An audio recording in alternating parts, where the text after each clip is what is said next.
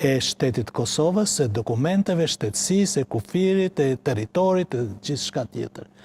Por i gjithë ngërçi u kryua me kërkesën për të kryuar asociacionin e komunave me shumicë sërbe në Kosovë dhe pa zbatuar pikat e tjera të marrëveshjes. Qeveria e Kosovës ndoshta jo në mënyrë diplomatike dhe në mënyrë të shkathet dhe të zgjuar e kundërshtoi këtë koncept, mirë bëri që kundërshtoi, por duhet të ofronte opsione, bashkëpunim dhe opsione të tjera, me qëllim që të zbuste reagimin e Amerikanëve, por edhe të Europianëve, sepse qeveria e Kosovës duhet kuptoj që sidomos në Bashkimin Evropian nuk janë të gjitha shtetet që kanë njohur Kosovën dashamirëse dhe miq për kokë të Kosovës. Ka nga ato shtetet të cilat do të donin ta rikthenin vendimmarrjen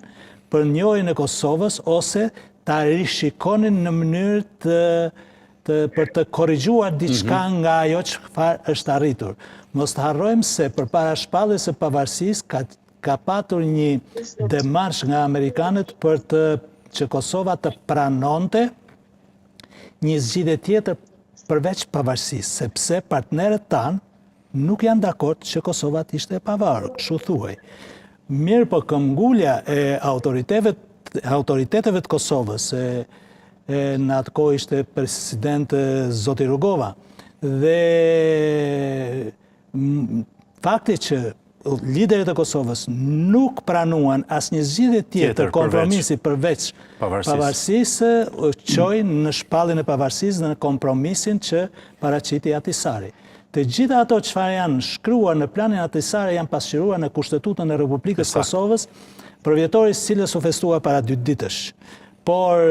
duhet të them se ajo kushtetutë është unike në botë. Është një kushtetutë e cila u jep të drejta ekskluzive, maksimale të drejta që nuk i gëzon asnjë lloj pakicës paku në këtë numër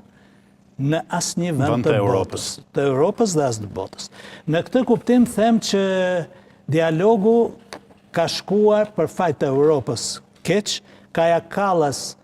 premtoi se do të shohim një zgjidhje tjetër, përveç kësaj rruge që është ndjekur prej 14 vitesh, nga viti 2011 do të quaja deri më sot, thuhet se do të ketë një tërheqje në dialog për ta rikthyer në binart e bisedimeve për çështje teknike, me qëllim që të nënkuptohet njohja e pavarësisë automatikisht, pa patur nevojë për që të firmoset, por unë besoj dhe jam dakord me ato çfarë tha zoti Martin,